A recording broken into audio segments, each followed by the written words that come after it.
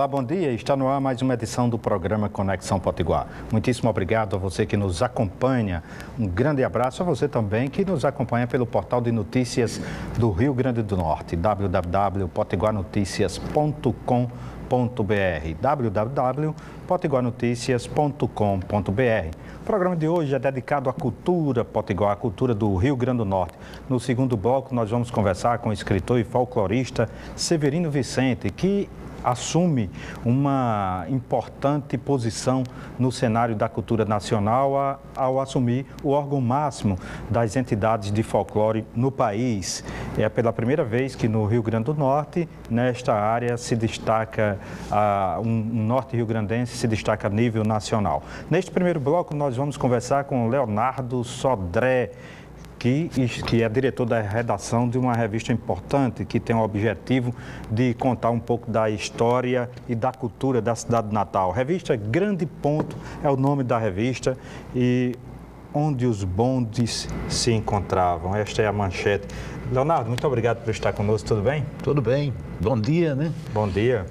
Um prazer recebê-lo, meu caro. Como é que surgiu a ideia da revista Grande Pontos? Essa ideia foi num bate-papo com também jornalista, escritor, Racine Santos, a gente conversando. Racine disse: Léo, por que você não faz um projeto para contar a história de Natal? Que aqui se conta a história, mas meio fragmentada, né? Às vezes, eu tinha lançado um livro há alguns anos com as Crônicas do Beco da Lama, que eu falava muito de histórias crônicas boêmias, essas histórias que se passavam naqueles bares, naquelas coisas. Falava um pouco do Grande Ponto, falava um pouco também da história de Natal.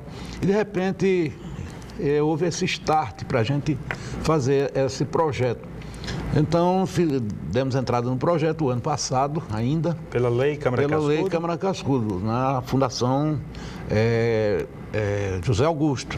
Então, foi analisado pela Comissão de Cultura da Fundação e aprovado o projeto. Nós, então, procuramos a COSERN, que prontamente se dispôs a patrocinar a revista, né? Uma revista de boa qualidade, com muito várias participações importantes, entre elas Nelson Patriota, né, Luiz Gonzaga Cortez, próprio Racine Santos, Yasmine Lemos, Eduardo Alexandre Garcia, que é um historiador também. Fotografia maravilhosa do João Maria Alves. João Maria Alves, o grande fotógrafo da cidade. Ele, né? É um bom fotógrafo. Então, esse número a gente dedicou. O primeiro número, como o nome da revista a gente havia escolhido como Grande Ponto, então nós dedicamos as principais matérias desse número ao Grande Ponto, que foi o palco de todos os acontecimentos.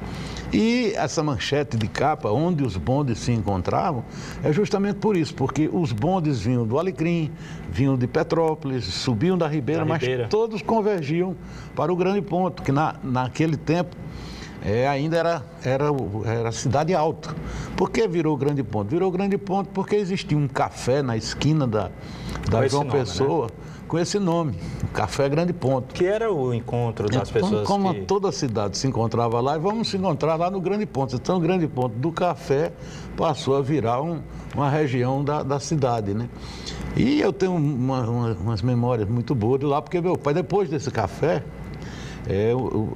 foi criada uma loja de tecido lá, chamada As Nações Unidas, na esquina da João Pessoa com a Rio Branco, cujo gerente era meu pai. Isso em 1950 então, alguma virou quase coisa. Sua segunda casa. E aí eu vivia muito por lá e tal. Tanto que eu tenho um artigo aí que eu escrevi, que é sobre justamente a confeitaria Cirne, que era também... Que você até ilustrou, que você exatamente, também é artista plástico. Se quiser mostrar.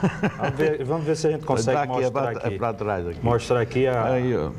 Vamos ver se a gente consegue. Pode ir falando aí enquanto a gente mostra. Pois é, aí eu falo um pouco aí também da confeitaria Cirne, que era um reduto, um local onde se reunia os boêmios da cidade, os políticos, as pessoas que queriam conversar sobre tudo.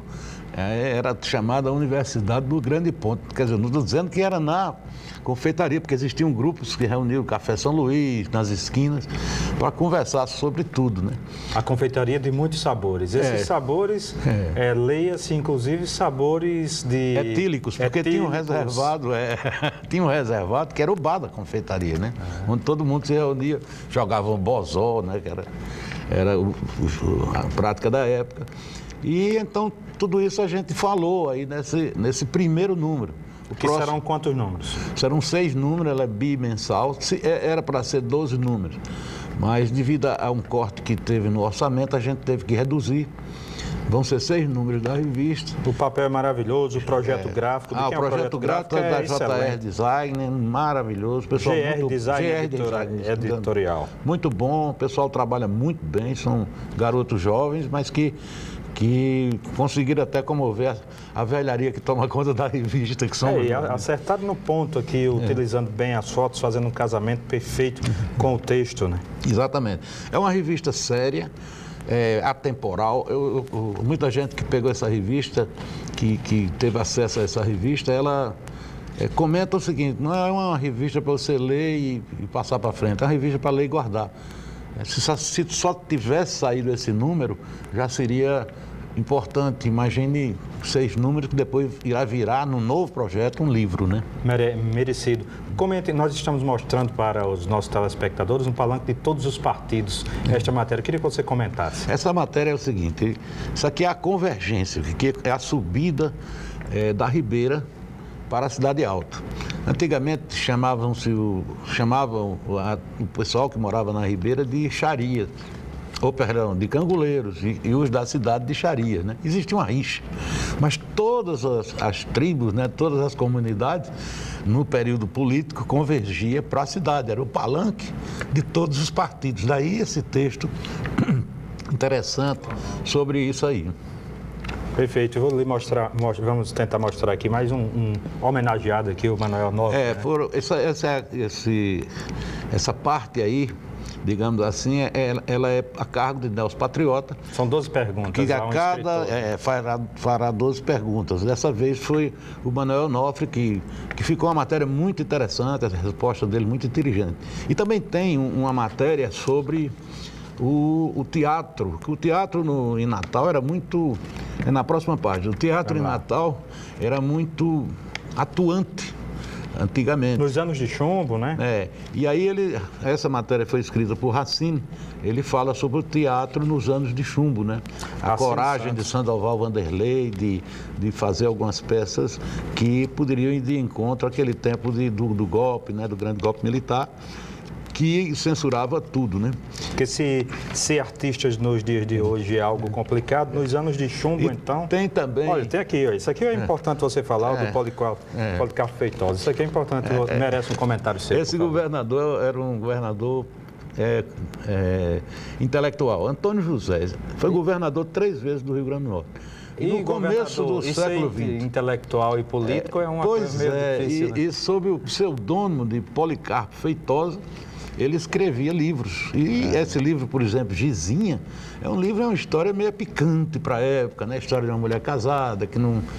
Então, ele escrevia sobre esse... Né? Pura ficção. Talvez alguma coisa da época, né? É isso aí. Então, essa revista está sendo feita, está sendo produzida com muito cuidado.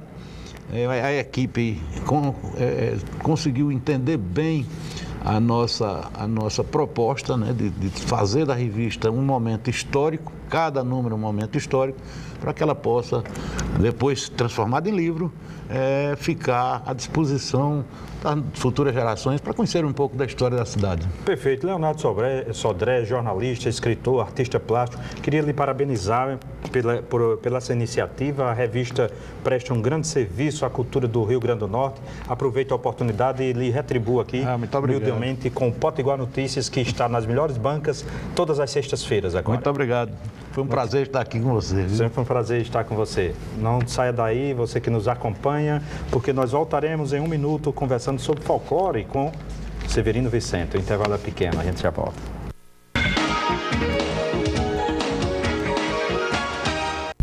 O sonho de viver em harmonia com a natureza, sem esquecer o conforto, está se tornando realidade.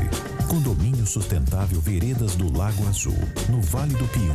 Acredite, depois de conhecer, você vai querer ficar.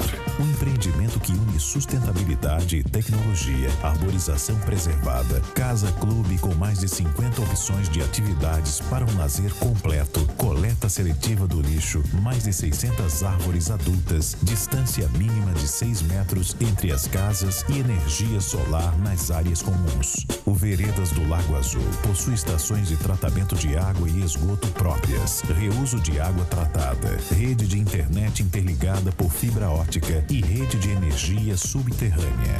Condomínio sustentável Veredas do Lago Azul. Plantão de vendas no local.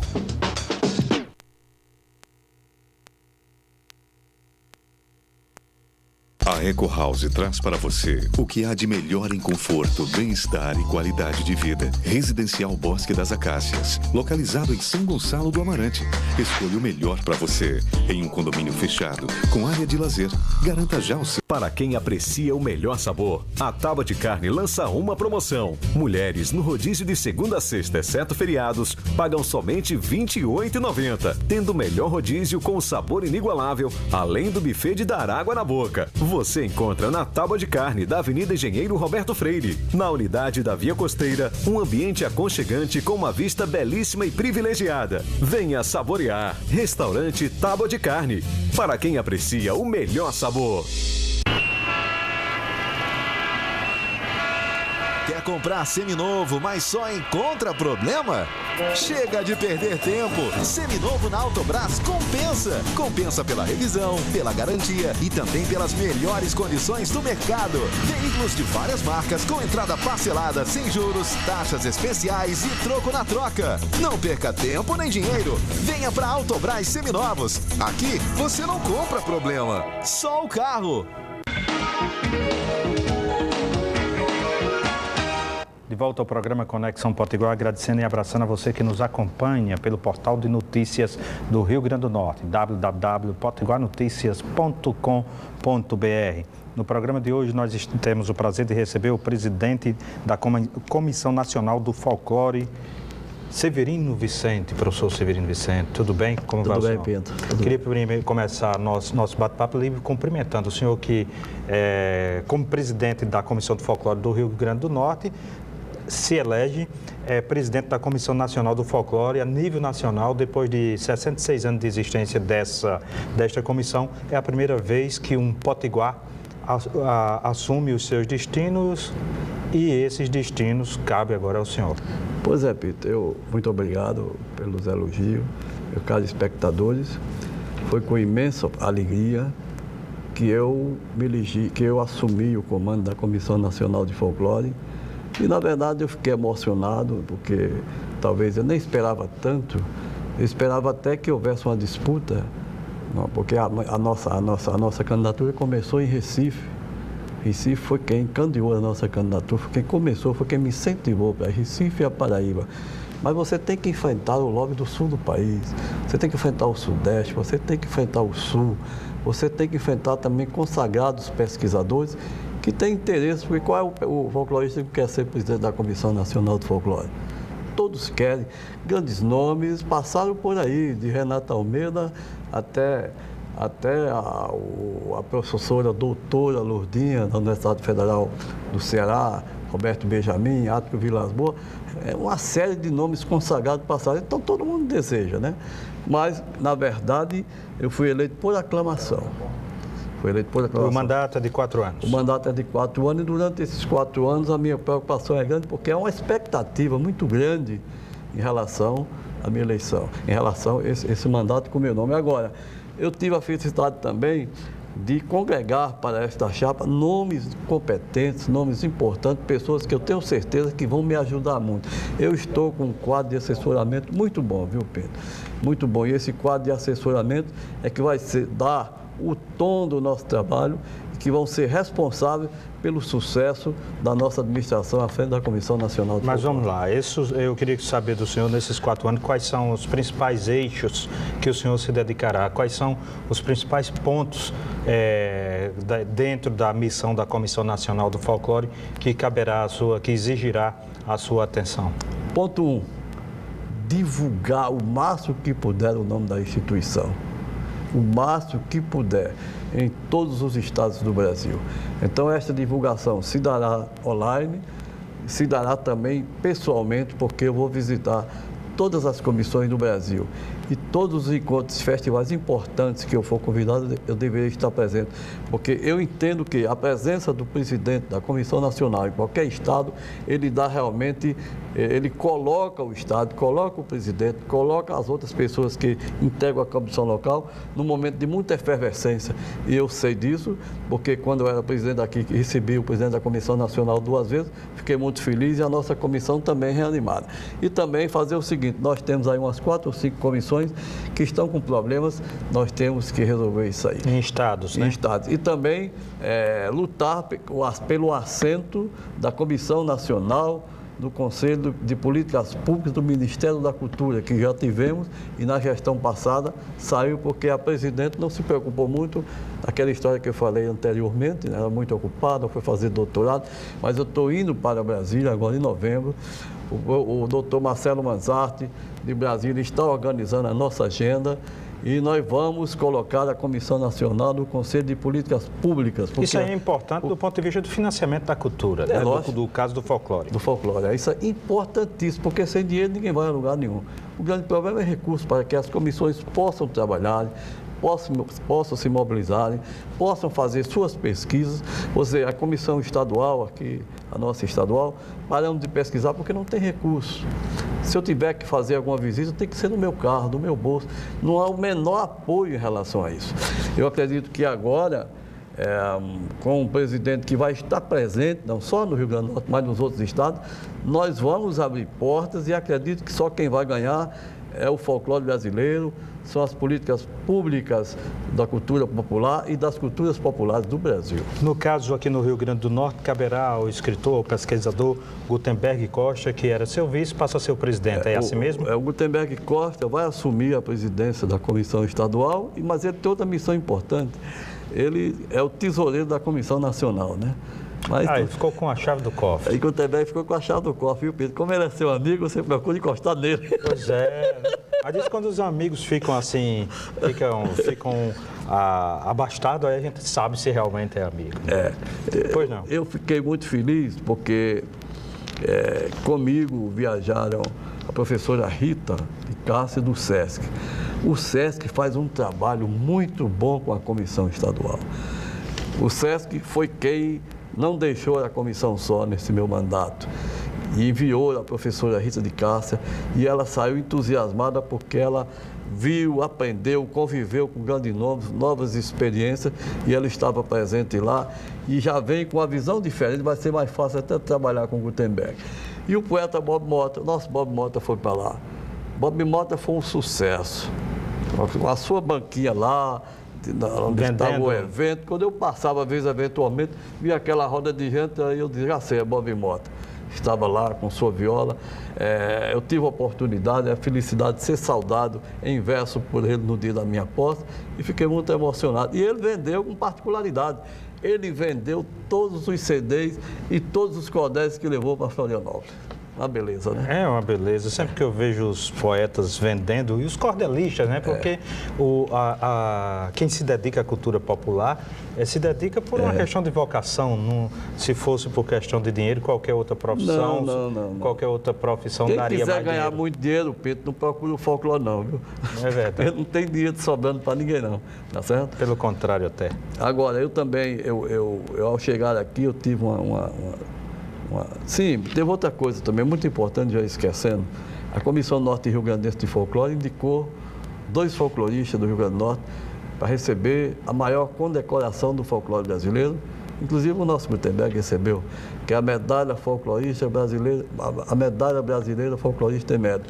E a nossa Ana Maria Cascudo Barreto, que nós já devíamos isso, vai receber aqui, já que ela não foi, estava viajando, vai receber aqui, oportunamente, das mãos do presidente da Comissão Nacional, que mora aqui no Rio Grande do Norte. Perfeitamente. Então, ela não vai precisar nem viajar para receber. Não, vai receber. É só voltar aqui para a terrinha vai e receber. Aqui. Vou pedir licença aos senhores, nossos telespectadores. Faremos um rápido intervalo comercial e voltaremos em um minuto com Severino Vicente, que é presidente da Comissão Nacional do Folclore. O intervalo é pequeno, a gente já volta.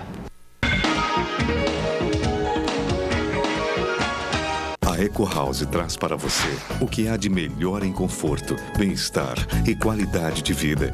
Residencial Casa Nova Green, localizado em São Gonçalo do Amarante. Condomínio fechado com várias opções de lazer. Garanta já o... Para quem aprecia o melhor sabor, a Tábua de Carne lança uma promoção. Mulheres no rodízio de segunda a sexta, exceto feriados, pagam somente R$ 28,90, tendo o melhor rodízio com sabor inigualável, além do buffet de dar água na boca. Você encontra na Tábua de Carne da Avenida Engenheiro Roberto Freire, na unidade da Via Costeira, um ambiente aconchegante com uma vista belíssima e privilegiada. Venha saborear. Restaurante Tábua de Carne, para quem aprecia o melhor sabor. Quer comprar seminovo, mas só encontra problema? Chega de perder tempo. Seminovo na Autobras compensa. Compensa pela revisão, pela garantia e também pelas melhores condições do mercado. Veículos de várias marcas com entrada parcelada, sem juros, taxas especiais e troco na troca. Não perca tempo nem dinheiro. Venha para Autobras Seminovos. Aqui você não compra problema, só o carro. O sonho de viver em harmonia com a natureza, sem esquecer o conforto, está se tornando realidade. Condomínio Sustentável Veredas do Lago Azul, no Vale do Pium. Acredite, depois de conhecer, você vai querer ficar. Um empreendimento que une sustentabilidade e tecnologia, arborização preservada, casa-clube com mais de 50 opções de atividades para um lazer completo, coleta seletiva do lixo, mais de 600 árvores adultas, distância mínima de 6 metros entre as casas e energia solar nas áreas comuns. O Veredas do Lago Azul possui estações de tratamento de água e esgoto próprias, reuso de água tratada, rede de internet interligada por fibra ótica e rede de energia subterrânea. Condomínio Sustentável Veredas do Lago Azul. Plantão de vendas no local.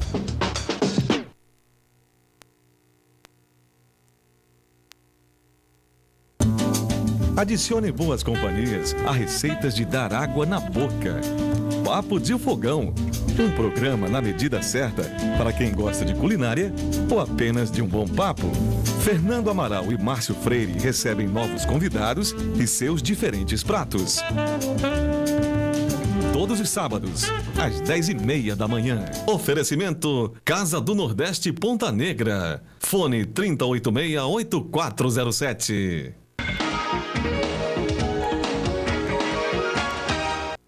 Volta ao programa Conexão Potiguar, agradecendo a você que nos acompanha, inclusive pelo portal de notícias do Rio Grande do Norte, www.potiguarnoticias.com.br. No programa de hoje nós estamos conversando com o escritor, pesquisador e presidente da Comissão Nacional do Folclore, o Potiguar, Severino Vicente. Antes de continuarmos o nosso bate-papo com o professor Severino Vicente, vamos ao Momento Veredas com Clésio Brazeguelo. Bom dia, Pinto Júnior, bom dia aos telespectadores. A questão da colocação ao invés de muro na divisão entre as casas, ela faz parte do conceito de urbanizar, do conceito veredas de urbanizar com respeito à natureza. Ele é muito importante e é extremamente diferenciado porque não é só por ter beleza, por ter os pássaros, por ter o cheiro das plantas e flores, mas principalmente porque ele traz, por incrível que pareça, uma privacidade ainda maior do que o muro. A cerca viva, ela dissipa e distorce os sons emitidos de um lado para o outro. A cerca viva, ao mesmo tempo, ela traz uma tranquilidade na circulação do ar que existe no ambiente. Como vocês podem observar, nesse lugar, o vento circula livremente. Se eu colocasse aqui muros dividindo as casas, eu teria, sem dúvida alguma, uma interrupção desse fluxo. Então, você estaria prejudicando a qualidade de vida naquele local. É uma característica extremamente importante que o recurso natural existente naquele ponto continue existindo depois de todas as edificações. Senão, você tem um belo lugar que, depois de edificado, perde totalmente a graça, perde o sentido, perde a qualidade de vida e se transforma num lugar, não vou dizer inóspito, mas com altas temperaturas, com desconforto, que acabam só podendo ser solucionados com condicionadores de ar, com refrigeração forçada ou ventilação forçada, o que na realidade não é um desejo de um bom conceito de urbanizar, de um conceito sustentável de urbanizar. Este é o principal motivo pelo qual a cerca viva, hoje, ela é escolhida em detrimento dos muros. Na realidade, isso traz muito mais qualidade de vida. É com você, Pinto Júnior. Obrigado, Clésio Brazaguello, criador do conceito Veredas de Urbanizar. No programa de hoje, nós estamos conversando com o professor Severino Vicente, que é folclorista, escritor e agora presidente da Comissão Nacional do Folclore. Meu caro Severino Vicente, eu gostaria que o senhor compartilhasse com os nossos telespectadores quais são os principais nomes da comissão. Olha, atualmente nós temos grandes nomes da Comissão de Folclore. O meu vice-presidente, por exemplo, José Moreira de Souza, é um dos mais importantes pesquisadores, estudiosos do folclore, quanto ciência. Você sabe que o folclore é uma ciência, né? Nós temos o Clérton Martins, no Ceará. Nós temos o Tonil Macedo, em São Paulo. Nós temos Cássia Frade, no Rio de Janeiro. Nós temos o Afonso Furtado, no Rio de Janeiro. Nós temos Paula Simon, no Rio Grande do Sul. Nós temos o Sérgio Ferretti, no Maranhão. Então, e assim, nós estamos... Eu estou pincelando ligeiramente os principais nomes. Perdemos agora, há 4 dias atrás, o maior nome do folclore do Brasil, um dos maiores nomes, que foi o Dr. Roberto Benjamin, que foi presidente da Comissão Nacional de Folclore, que presidia a Comissão Pernambucana de Folclore, foi vítima de um AVC e morreu assim inesperadamente. Foi uma perda muito grande para a Comissão. O Recife é muito rico, assim como o Rio Grande do Norte. Não só o Recife, todo Pernambuco é muito rico no folclore. Muito rico, é uma efervescência só. E o pernambucano é muito mais entusiasmado do que o potiguar. Ele vive muito mais. O folclore está nas veias dele, tá certo? Como por exemplo, Sergipe, como por exemplo, a própria Paraíba também, né? É mais entusiasmada. Eu não sei, sabe, Pinto, aqui é a terra de cascudo, o maior produto da cultura, não só potiguar, mas eu digo da cultura nacional, né? E isso aqui devia ser diferente e não é. Não é que aqui nós não tenhamos riqueza. Nós somos, eu tenho dito sempre em nossas palestras por onde eu viajo, que o Rio Grande do Norte, qualitativamente falando, é o mais rico estado do Brasil. Qualitativo falando, nós temos aqui riquezas intactas, limpas, como o nosso Araruna, como o nosso fandango, como a nossa chegança, não é? O nosso boi de reis. Coco também. Coco de roda, que não existe em outros estados. Agora, quantitativamente falando, nós perdemos feio para outros estados como Minas Gerais, mesmo Sergipe, mesmo Maranhão, mas isso aqui é o estado em que o folclore foi melhor estudado, porque ele foi estudado nada mais, nada menos, pela primeira vez, cientificamente, por Luiz da Câmara Cascudo e Mário de Andrade, o grande gênio da Semana de Arte Moderna do Brasil. Então, o menino, nós temos também o Ivo Benfatti, que é o meu secretário, que é um homem extraordinário, Isabel Signerano também, que é a vice-secretária, é uma mulher extraordinária, dedicada lá do Goiás, da terra do grande Baiano Hortense, que já ia esquecendo, um dos grandes nomes, 90 anos, que a comissão vai homenagear no próximo ano em Goiás. Meu caro, nosso tempo está se esgotando, mas tem um tema que eu gostaria de colocar aqui à mesa, que diz respeito ao ensino da disciplina do folclore nas universidades. Já tem alguma faculdade do Rio Grande do Norte que tem essa disciplina? Se não tem, o senhor vai pedir para que tenha? Não tem. Não tem. Continua não tendo? Não tem. Eles assim, aqui e lá eles pontuam a coisa do folclore, mas não está dentro da... Caberia uma disciplina já. Caberia uma disciplina e muito rica e fantástica.